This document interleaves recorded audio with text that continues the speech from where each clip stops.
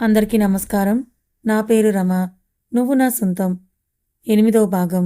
రచయిత హారిక గారు. బంధించిన గదిలో నుండి వాళ్ళు ఆదమర్చినప్పుడు ఎలాగో తప్పించుకొని బయటకొచ్చింది కానీ, వాళ్ళు వెంటపడుతూ తనెంత దూరం పారిపోతే అంత దూరం తనతోనే వస్తున్నారు. అలా ఒక చోట దాక్కొని ఉండి వాళ్ళు వెళ్ళిపోయారనుకొని, బయటకొస్తే సడెన్‌గా ఎదురుగా వచ్చేశారు. అప్పుడు తనకేం చేయాలో అర్థం కాలేదు. తనను పట్టుకొని గట్టిగా చెంపపై కొట్టాడు. ఎంత ధైర్యం ఉంటే మా దగ్గర నుంచి తప్పించుకుంటావన్నారు. అయినా కూడా ఎలాగోలా వాళ్ళని గట్టిగా నెట్టి ముందు ఈ నరకం నుంచి బయటపడాలని అలా పారిపోతూ ఒక పెద్ద గూడెం లాంటిది ఒకటి కనిపిస్తే అందులోకి వెళ్ళి దాక్కుంటుంది. చాలాసేపు అలా తను దాక్కొని ప్రాణాన్ని గుప్పెట్లో పెట్టుకొని భయపడుతూ అక్కడే ఉండగా తనకి బయట నుండి ఏవో అరుపులు, శబ్దాలు వినిపిస్తున్నాయి. మొదట తన కోసం వచ్చిన ఆ రౌడీలు వెతుక్కుంటూ వచ్చారేమోనని అనిపించినా కూడా ఆ తర్వాత వాళ్ళని ఎవరో కొడుతున్నట్లుగా ఆమెకు వినిపించింది. అంతే. ఆ గూడెం నిండా ఏవో పెద్ద పెద్ద బస్తాలు అవన్నీ కూడా ఉన్నాయి. వాటి వెనుక విరూప దాక్కొని ఉంది.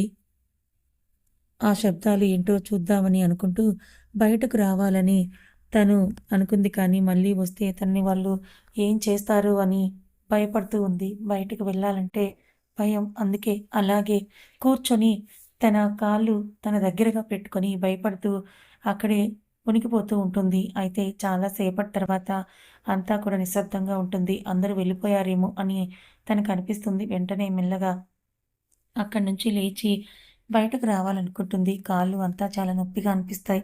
చాలా దూరం పరిగెత్తింది. అంతేకాకుండా వాళ్ళు తనని కొట్టారు కూడా. అలాగే నడిచే ఓపిక కూడా తన దగ్గర లేదు. తనకు కనీసం తిండి కూడా వాళ్ళు పెట్టలేదు. అయినా ఇక్కడి నుంచి తప్పించుకోవాలి ఎలాగైనా అమ్మా నాన్నని కలుసుకోవాలని చాలా ఆశగా ఉంది తన మనసులో. మెల్లగా అక్కడి నుంచి లేస్తుంది. ఒక్కొక్క అడుగు ముందుకు వేస్తూ ఉంటుంది. అయితే ఎవరో వస్తున్న శబ్దానికి ఒక్కసారిగా తనకి గుండె ఆగినంత పనయింది. వేస్తున్న అడుగులను అక్కడే ఆపేసింది. అప్పుడు బయట నుంచి ఎవరైనా ఉన్నారా లోపల అనే వాయిస్ వినిపించింది. అయితే అది తన వెనుక పడున్న వాళ్ళది కాదు. ఎవరిదో కొత్తది. ఎవరైనా ఉంటే భయపడకుండా బయటికి రండని మళ్ళీ ఆ వాయిస్ వినిపిస్తుంది. విరూపాకి కొంచెం ధైర్యంగా అనిపిస్తుంది. ఎందుకంటే తన వెంట పడిన వాళ్ళది ఆ వాయిస్ కాదు కాబట్టి. మెల్లగా ఒక్కొక్క అడుగు వేస్తూ ఉంటుంది. అయితే ఎదురుగా చూస్తుంది. అతను 6:30 అడుగుల ఎత్తు, మంచి బాడీ, ఇన్‌షర్ట్ చేసుకొని ఉన్నాడు. అయితే అతని వెనుక కొద్దిగా దూరంలో తను వెనుక నిలబడిన రౌడీలు గాయాలతో పడి ఉన్నారు. అప్పుడు తనకనిపించింది వాళ్ళని ఇతనే కొట్టాడు అని. అయితే శశి చెయ్యి చాపి నాతో రా అని అడుగుతాడు. ఇప్పుడు తనతో వెళ్ళడం మంచిదా? చెడ్డదా? ఇవన్నీ ఆలోచించేంత టైం అయితే తనకి లేదు. తనకి ఉన్న ఒకే ఒక ఆప్షన్ శశి అతనికి తను చేయిస్తుంది. అలా శశి తనను తీసుకొని వెళ్తూ ఉంటాడు. చాలా నీరసంగా ఉండడంతో, అలాగే నడవలేకపోతూ ఉండడంతో తనకు బాగా కళ్ళు తిరుగుతాయి. ఒక్కసారిగా కళ్ళు తిరుగుతున్నట్లుగా శశి వైపుకి పడబోతుంది. వెంటనే శశి పట్టుకొని ఆమెను ఎత్తుకొని తీసుకొని వెళ్తాడు. అలా కళ్ళు తిరిగి పడిపోయిన విరూప 2 రోజుల తర్వాత గానీ స్పృహలోకొస్తుంది. అప్పటికే తనని తన ఇంట్లో పెట్టి డాక్టర్స్‌ని పిలిపించి తన గాయాలు మానేలా, అలాగే తన శక్తి వచ్చేలా సెలైన్స్ పెట్టి చాలా వైద్యం చేయిస్తాడు శశి. విరూప 2, 3 రోజుల్లోనే చాలా బాగా కోలుకుంటుంది. తనకి మెలుకువ వచ్చిన తర్వాత తనకు కావాల్సిన ప్రతిదీ చూసుకోమని తన పని వాళ్ళకు చెప్తాడు. అయితే విరూప కోలుకున్న వెంటనే ఏం అడగలేదు కానీ ఫోన్ అడుగుతుంది. ముందు వాళ్ళ అమ్మ నాన్నలకు కాల్ చేసి తను మాట్లాడాలి అని అనుకుంటుంది. అయితే విరూప అడిగినప్పుడు పని వాళ్ళు ఫోన్ ఇద్దామని అనుకున్నారు కానీ ఒక్క నిమిషం వాళ్ళ యజమాని గురించి ఆలోచించి, అంటే ఆ అమ్మాయి ఎవరో ఏంటో అదంతా వాళ్ళకి తెలియదు కాబట్టి తనకి ఫోన్ ఇవ్వడం వల్ల ఏదైనా ప్రమాదం ఉంటుందేమో అన్న ఉద్దేశంతో వాళ్ళ యజమానిని అడిగి ఇద్దామని ఇవ్వకుండా అలాగే ఏదో ఒకటి చెప్తూ ఉంటారు. రాత్రి అవుతుంది. అప్పటికే విరూపకి చాలా వరకు నయమవుతుంది కాబట్టి తనకి చక్కగా తలస్నానం చేయించి కొత్త బట్టలు వేసి మంచిగా తయారు చేస్తారు పనివాళ్ళు. అప్పుడే శశి వస్తాడక్కడికి. విరూప బెడ్‌రూమ్‌లో ఉంటుంది. శశి అడుగుతాడు ఆ అమ్మాయి ఎక్కడ అని. పనివాళ్ళు ఆ గదిలో ఉంది సార్ అని చెప్తారు. గదిలోకి వెళ్ళిన వెంటనే కూర్చున్న ఆ అమ్మాయి వెంటనే లేచి వచ్చిన శశి దగ్గరికి వచ్చి, "ఒక్కసారి మీ ఫోన్ ఇవ్వండి సార్. నేను మా ఫ్యామిలీతో మాట్లాడి మళ్ళీ మీకు తిరిగి ఫోన్ ఇచ్చేస్తాను" అంటుంది. అప్పుడు దెబ్బలతో సరిగ్గా తనను గమనించలేదు కానీ ఇప్పుడు చాలా అందంగా ఉంది. ఫోన్ ఇవ్వడు. కానీ కంగారు పడకు. నేను ఫోన్ ఇస్తాను అని అంటూ తన చెయ్యి పట్టుకొని బెడ్‌పై కూర్చోబెడతాడు. విరూప శశి వైపు అలాగే చూస్తూ ఉంటుంది. అయితే ఇంతకీ అసలు నీ పేరేంటో చెప్పలేదు నాకు అంటాడు. నా పేరు విరూప అని అంటుంది. అవునా! చాలా కొత్తగా ఉంది నీ పేరు అని అంటాడు. సరే కానీ అసలు నీకా పరిస్థితి ఎలా వచ్చింది? అని అడుగుతాడు. నేను రోజులన్నీ కాలేజ్‌కి వెళ్తున్నాను. అలా వెళ్ళేటప్పుడు ఎవరో నలుగురు వచ్చి నన్ను బలవంతంగా కారు ఎక్కించుకొని తీసుకొని వెళ్లారు. వెళ్ళిన తర్వాత కుర్చీ కట్టేశారు. ఎందుకు తీసుకొచ్చారు ఏంటని అడిగినా కూడా ఒక్క మాట కూడా వాళ్ళు చెప్పట్లేదు. ఇంకా గట్టిగా అడిగితే కొట్టారు. తినడానికి కూడా ఏం పెట్టలేదు. వాళ్ళ నుండి ఎలాగో తప్పించుకొని బయటకొచ్చేశాను. అప్పుడే మీరు నన్ను కాపాడారంటుంది. ఇదంతా విన్న శశి అసలు వాళ్ళెవరో ఏంటో తెలియకుండా నేనలా ఎలా కిడ్నాప్ చేశారు? నీ వైపు నుంచి ఎటువంటి తప్పు లేదా? ఎప్పుడైనా ఎవరైనా వెంట పడుతున్నట్లుగా నీకు అనిపించలేదా? అని అడుగుతుంటాడు. అయితే అదంతా నాకు తెలియదు. ఒక్కసారి ఫోన్ ఇస్తారా? నేను ఇప్పటి వరకు కనిపించలేదని మా అమ్మ, నాన్న చాలా భయపడిపోతూ ఉంటారు. ప్లీజ్ అని అంటుంది. ఫోన్ సంగతి తర్వాత కానీ నీ వయసెంత అని అడుగుతాడు. ఎందుకు సార్ ఇవన్నీ అడుగుతున్నారని విరూప చాలా అసహనంగా అడుగుతుంది. ఎందుకంటే తనకిప్పుడు వాళ్ళ అమ్మ, నాన్నకి ఇన్ఫార్మ్ చేయాలని ఉంది కానీ వాళ్ళు ఫోన్ ఇవ్వడం లేదు. ఎందుకు వాళ్ళు ఇలా చేస్తున్నారో విరూపకు అసలు అర్థం కావడం లేదు. శశి మాట్లాడినంత సేపు మాట్లాడి అక్కడి నుంచి వెళ్ళిపోతాడు. ఇలా ఒక వారం రోజులు జరుగుతూనే ఉంటుంది. తనకి కావాల్సింది పెడతారు వేసుకోవడానికి. బట్టలు ఇస్తారు. తనని చక్కగా చూసుకుంటారు. కానీ తనని మాత్రం బయటకు వెళ్ళనివ్వరు. వాళ్ళ ఇంట్లో వాళ్ళతో మాట్లాడతాను అని ఎన్నిసార్లు అడిగినా కూడా తనని మాట్లాడనివ్వరు. శశి వస్తాడు. ఏదో మాట్లాడతాడు. వెళ్ళిపోతాడు. అది కూడా 2 రోజులకి ఒకసారి మాత్రమే జరుగుతుంది. ఆ తర్వాత శశి అసలు కనిపించడు. అసలెందుకు వీళ్ళంతా ఇలా చేస్తున్నారు? వాళ్ళు కిడ్నాప్ చేసి తననెందుకలా హింసించారు? అక్కడి నుంచే కాపాడాడులే అని అనుకునే లోపే ఇతను కూడా నన్ను బంధించినట్లుగానే చేస్తున్నాడు. అసలెందుకిలా జరుగుతోంది? అని అనుకుంటూ ఉంటుంది. అయితే 4 రోజుల తర్వాత శశి కోసం ఎదురు చూస్తూ ఉంటుంది. ఎప్పుడొస్తాడు? ఎప్పుడొస్తాడని పని వాళ్ళని అడుగుతూనే ఉంటుంది. వాళ్ళకేమో ఏం చెప్పాలో అర్థం కావట్లేదు. అయితే ఎలా అయినా ఆ రోజు అతనితో మాట్లాడాలని పట్టుపట్టి కూర్చుంటుంది. ఆ రోజు శశి వచ్చాడు. అది కూడా తాగున్నాడు. అయితే ఆ విషయం విరూపకి తెలియదు. అలా ఇంట్లోకొచ్చిన వెంటనే విరూప అతనికి ఎదురుగా వెళ్ళి, "ఎందుకు నన్ను ఇక్కడ బంధించుంచారు? మా ఇంటికి ఎందుకు నన్ను పంపించడం లేదు? కాపాడారు కదా! మరి ఎందుకు ఇక్కడే ఉంచుకున్నారని" అడుగుతుంది. అయితే శశి పట్టించుకోకుండా ఏమీ మాట్లాడకుండా అక్కడి నుంచి వెళ్ళిపోతాడు. అయితే ఆ అమ్మాయి ఒప్పుకోదు. మీరు చెప్పే వరకు ఇక్కడి నుంచి కదలకూడదు అని అంటూ చెయ్యి పట్టుకొని ఆపుతుంది. "ఏయ్! నన్ను వదులు" అని అంటూ తాగిన మత్తులో వచ్చి ఎదిరించుకొని తనని వెళ్ళిపోతూ ఉంటాడు. "కుదరదు. మీరు నాకు సమాధానం చెప్పి తీరాల్సిందే" అని మళ్ళీ పట్టుపడుతుంది. అతని చెయ్యి పట్టుకొని గట్టిగా ఆపుతూ. అయినా తన చెయ్యి లాక్కొని వెళ్ళిపోతుంటే వెంటనే వెనక నుంచి శశిని పట్టుకుంటుంది. ఒక్కసారి మాట్లాడకుండా వెళ్ళిపోతే కనీసం తనకి వారం రోజులు కనిపించలేదు. మళ్ళీ ఇప్పుడు వెళ్ళిపోయాడంటే తనకి ఇంకెప్పుడు కనిపిస్తాడో అన్న భయం వేసింది. ఒకవేళ మళ్ళీ మిస్ అయితే ఇంక తను వాళ్ళ అమ్మానాన్నలతో మాట్లాడకుండా ఇంకా ఎన్ని రోజులు ఉండాలో తెలియదు. శశి లేకుండా పని వాళ్ళని ఫోన్ అడిగితే వాళ్ళు చచ్చినా ఇవ్వము అంటారు. కాబట్టి ఇప్పుడు శశిని పట్టుకొని బ్రతిమలాడి కాళ్ళు పట్టుకొనైనా సరే అతన్ని బ్రతిమలాడుకోవాలని ఫోన్ తీసుకోవడం కోసం. కానీ లేక ఆ ఇంటి నుంచి వెళ్ళిపోవడమా ఏదో ఒకటి చేయాలి. అందుకే అలా శశి పట్టుకుంది గట్టిగా. అయితే శశికి చాలా కోపం వస్తుంది. తననెందుకు అక్కడ బంధించాడో చెప్పదు. కానీ వెంటనే తన వైపు తిరిగి ఆవేశంగా విరూపాన్ని ఎత్తుకొని తన గదికి తీసుకొని వెళ్ళిన శశి తనని మంచం పైకి విసిరేస్తాడు. వెళ్ళి తలుపు వేసి వస్తున్నాడు. "ఏం చేస్తున్నారు మీరు?" అని పెద్దగా అరుస్తుంది విరూప. అయితే తాగిన మత్తులో కళ్ళు కూడా సరిగ్గా తెరవకుండా తన షర్ట్ బటన్స్‌ని విప్పుతూ అలాగే వస్తూ ఉంటాడు. విరూప మంచంపై వెనక్కి వెనక్కి జరుగుతూ "ఏం చేస్తున్నారు మీరు?" అని అడుగుతుంది కాస్త భయంగా అరుస్తున్నట్లుగానే. కానీ అసలు అదేదీ కూడా పట్టించుకోడు శశి. అంతే తన పైకొచ్చేస్తాడు. తన బట్టలు మొత్తం లాగి విసిరి పారేస్తాడు. తను గట్టిగా పట్టుకున్నా కూడా వాటిని చింపేస్తాడు. తనకిష్టం లేకుండానే అన్నీ చేసేస్తాడు. గది మొత్తం అరుపులతో నిండిపోతుంది. "వద్దు వద్దు" అని విరూప ఏడుస్తూనే ఉంటుంది. కానీ శశి మాత్రం అస్సలు వినిపించుకోడు. తన పని తాను చేసుకుంటూనే పోతాడు. అసలెందుకిలా చేస్తున్నారని పదే పదే అడుగుతూనే ఉంటుంది. కానీ శశి అసలు వినడు. అయితే శశికి 28 సంవత్సరాలు, విరూపకి 20 సంవత్సరాలు. వాళ్ళిద్దరి మధ్య వయసు గ్యాప్ ఉన్నా కానీ విరూప మైనర్ కాబట్టి శశికి కొంచెం పట్టుకోగలిగింది. అలా శశి విరూపాన్ని ఆగమాగం చేసేస్తాడు. తన ఒళ్ళంతా కూడా పంటిగాట్లు పెట్టేస్తాడు. విరూప అరిచే కొద్దీ ఇంకా ఎక్కువగా చేస్తాడు. ఎందుకు ఇంతగా తనని హింసిస్తున్నాడో అర్థం కాని విరూప తన శక్తి ఉన్నంత సేపు నన్నేం చేయకండి అని అరుస్తూనే ఉంటుంది. అలా చాలా సేపటికి అలసిపోయిన శశి లేచి పక్కన పడుకుంటాడు. ఏడుస్తూ ఒళ్ళంతా గాయాలతో ఒక రకమైన బాధల లోపల కలుక్కుమంటూ ఉండగా ఏడుస్తూ ఉంటుంది. విరూపకి ఎంత తనకు ఆ పని చేయడం మొదటిసారి అయినా కూడా అది ఎలా ఉంటుందో తనకి తెలుసు. ఎందుకంటే తనకి 20 ఏళ్ళు ఇప్పటి వరకు అమ్మాయిలకు అవన్నీ తెలియకుండా ఎలా ఉంటాయి. కానీ చాలా అంటే చాలా ఏడుస్తోంది. తన జీవితం ఎందుకు ఇలా అయ్యిందని తనలో తనే కుమిలిపోతూ, బాధపడిపోతూ ఉంది. తనని మొదటగా కిడ్నాప్ చేసి 3 రోజులు హింసించిన వాళ్ళ దగ్గర తనకి ఏదైతే జరగకూడదని ప్రతిక్షణం వేడుకుందో అదే ఇప్పుడు శశి చేసేశాడు. ఈ విషయాన్ని అసలు తను జీర్ణించుకోలేకపోతోంది. అమ్మ, నాన్న మీద గౌరవంతో, వాళ్ళ మీద ఉన్న ప్రేమతో కనీసం తను ఇప్పటివరకు ఏ అబ్బాయిని కూడా ప్రేమించలేదు. అలాంటిది తన ఇష్టం లేకుండా, తన ప్రమేయం లేకుండా శశి ఇలా చేయడం తన గుండెల్లో చాలా శోధనగా నింపేసింది. శశి వైపు చూస్తే తిను నీకు హాయిగా నిద్ర పడుతుంది చాలాసేపు అని అంటూ ఏడ్చి విరూప కూడా నిద్రపోతుంది. శశి తనని కాపాడి తీసుకొచ్చినప్పుడు అతను చాలా మంచిగా ఉన్నాడు. విరూపాని చాలా మంచిగానే చూసుకున్నాడు. కానీ వాళ్ళతో కూడా మంచిగానే ఉండేవాడు. కానీ ఇంతలోపే అతనికి ఏమైందో విరూపాకి అర్థం కాలేదు. ఎందుకు తనలోకి జంతువు వచ్చినట్లుగా వచ్చి ప్రవర్తించాడు. అసలు ఇష్టం లేదు, అర్థం అవ్వట్లేదు. అయితే ఇలా విరూపని అదే ఇంట్లో ఉంచుతూ వస్తున్నాడు. తనకు కావాల్సిన ప్రతిదీ పనివాళ్ళు చూసుకునేవాళ్ళు. టైం టు టైం తనకి భోజనం పెట్టేవాళ్ళు. అలా తను తినకపోయినా కూడా మా ఉద్యోగం పోతుంది, మమ్మల్ని ఏదో ఒకటి చేస్తారని తినండి అని ఎలాగోలా బ్రతిమలాడి తినిపించేవాళ్ళు. అయితే శశి ఎప్పుడో ఒకసారి తనకి చాలా కోపం వచ్చి నప్పుడు విరూప దగ్గరికి వచ్చి ఆ కోపాన్నంతా కూడా తనతో కలిసి చూపించుకుంటూ ఉండేవాడు. అలా ఎందుకు అతను చేసేవాడు ఆమెకి అసలు అర్థమయ్యేదే కాదు. ధైర్యం చేసి వాళ్ళ అమ్మానాన్నలతో మాట్లాడించమని చెప్తే అది కూడా చేసేవాడు కాదు. అసలు ఎందుకు నా జీవితం ఇలా అయిపోయిందని రోజు ఏడుస్తూనే ఉండేది. ఇలా అని సూసైడ్ చేసుకుందామంటే ప్రతి క్షణం తనను గమనిస్తూనే ఇద్దరు పనివాళ్ళు ఉండేవాళ్ళు.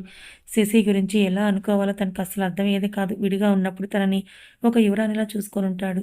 ఒక్కొక్కసారి ఏదో జంతువు తనలో దూరినట్లుగా ప్రవర్తించి తను వారం రోజులు కూడా కోలుకోలేనంత బాధని తనకిచ్చేవాడు. అలా విరూప జీవితం సాగుతూ ఉంది. శశి ఇంట్లో విరూప శశి దగ్గర ఉందని ఎవరికీ తెలియదు. తనని ఎవరో కిడ్నాప్ చేశారని మాత్రమే అందరికీ తెలుసు.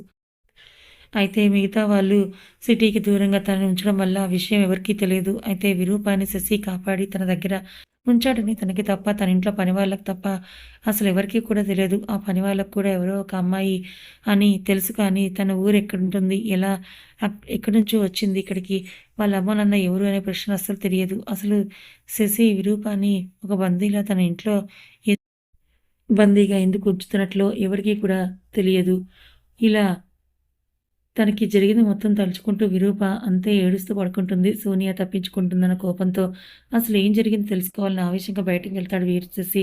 గదిలో తనని వదిలి వెళ్ళిన వీరా వస్తే అసలు తనకి ఏం చెప్పాలని ఆలోచిస్తూ ఉంటుంది సోనియా. వీరా వచ్చి తలుపు కొడతాడు. అయితే సోనియా ఆలోచిస్తూ అలాగే కూర్చుంది. కానీ తన బట్టలు మాత్రం చేంజ్ చేసుకోలేదు.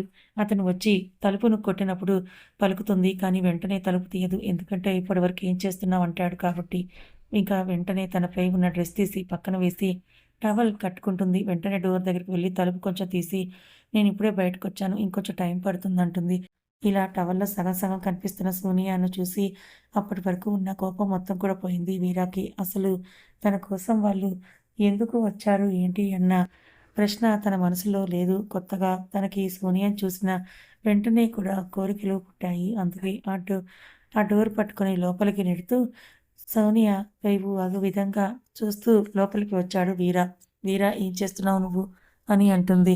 5 సంవత్సరాల ముందు ఒక అమ్మాయి నన్ను చాలా ప్రేమించేది. చాలా అందంగా ఉంటుంది. తన కళ్ళు, తన పెదాలు, తన శరీరం అస్సలు తనని చూస్తుంటేనే నన్ను నేను కంట్రోల్ చేసుకోలేకపోయేవాడిని. అలా ఒకరోజు జీవితం మొత్తం నాతోనే ఉంటావని అడిగాను. ఖచ్చితంగా ఉంటానని చెప్పింది. ఆ సమయం తను నాకు కావాలనిపించింది. కానీ ఆ అమ్మాయి ఏం చెప్పిందో తెలుసా అని అంటాడు. సోనియా వీర వైపు అలాగే చూస్తూ ఏం చెప్పిందంటుంది. ఇప్పుడు మనం ఇంకా చిన్నవాళ్ళమే, ఏమీ తెలియని వయసులో అలాంటివన్నీ చేయకూడదని చెప్పిందంటూ దగ్గరగా వస్తూ ఉంటాడు. మరి నువ్వేమన్నావంటుంది. సరే ఇంక నేనేమంటాను, నీ ఇష్టమే నా ఇష్టం, నీకెప్పుడు కావాలనిపిస్తే అప్పుడే ఒక్కటవుదామని చెప్పానంటాడు. అయితే చాలా దగ్గరగా వచ్చిన వీరాని తన వేలుతో ఆపేలా చూస్తూ అలా చెప్పినవాడు మరెందుకంట ఇప్పుడు మీదికి వస్తున్నాడంటుంది.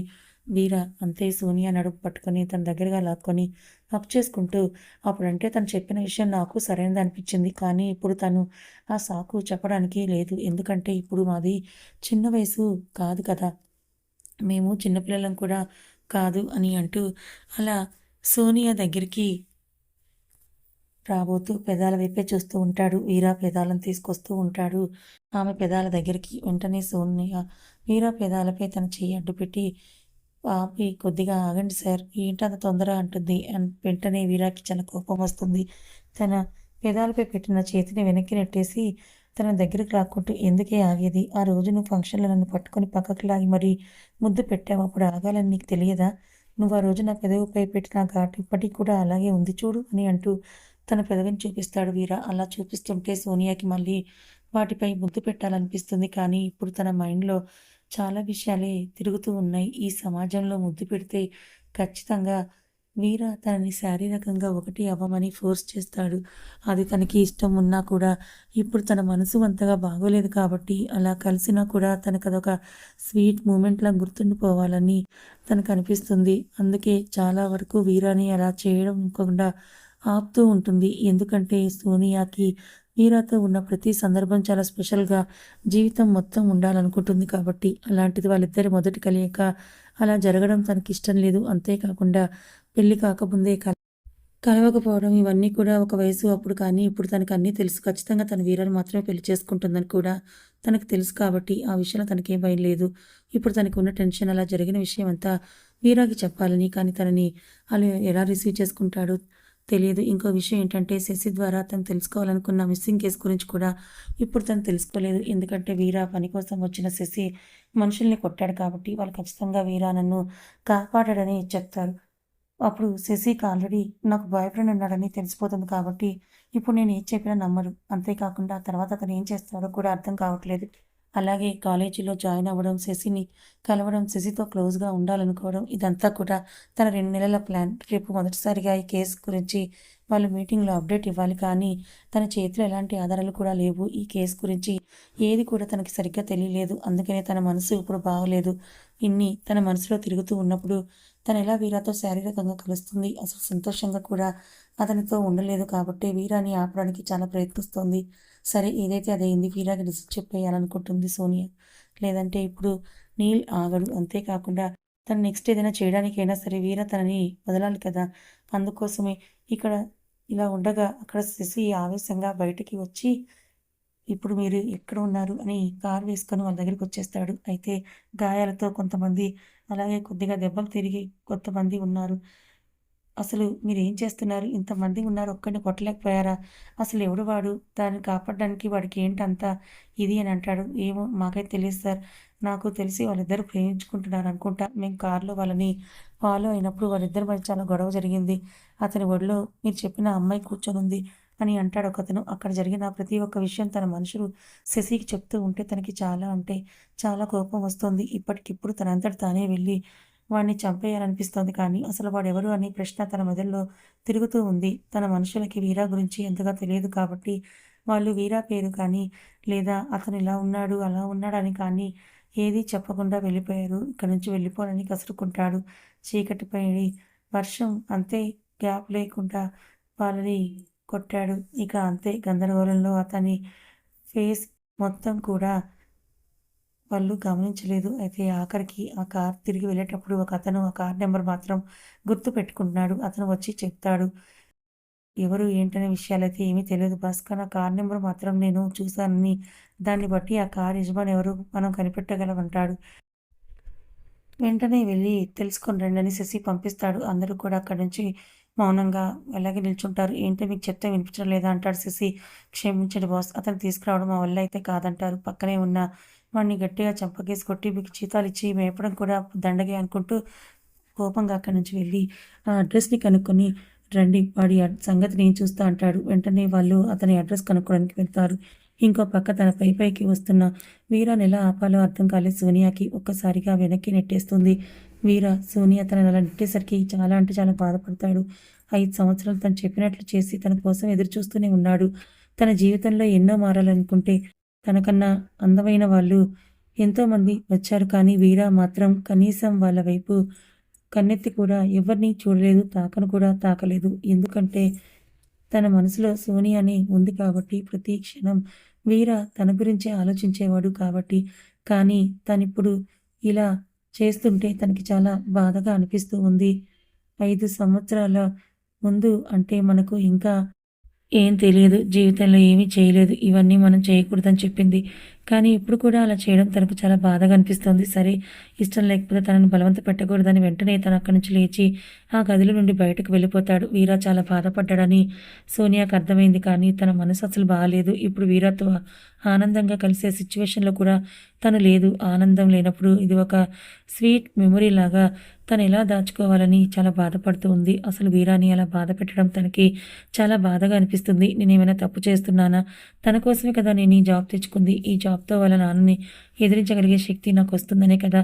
కానీ ఇప్పుడు ఎందుకు తననే ఇలా దూరం పెడుతున్నానని చాలా బాధపడుతూ ఉంటుంది సోనియా. ఇంకోవైపు వీరా కూడా చాలా బాధపడుతూ ఉంటాడు. అయితే ఇదే సమయంలో సోనియా ఫ్రెండ్ ప్రియ దగ్గర నుంచి సోనియాకి ఒక కాల్ వస్తుంది. సోనియా ఒక్కసారిగా కంగారు పడిపోతూ ఉంటుంది. ఎందుకంటే అప్పటికి సమయం చాలా అవుతుంది కాబట్టి. ఇలాంటి సమయంలో ప్రియ కాల్ చేయడం ఏంటని వెంటనే కాల్ లిఫ్ట్ చేస్తుంది. కాల్ ఎత్తిన వెంటనే చాలా భయపడిపోతూ ఉంటుంది. "ఏమైంది ప్రియ? ఎందుకలా భయపడుతున్నావు?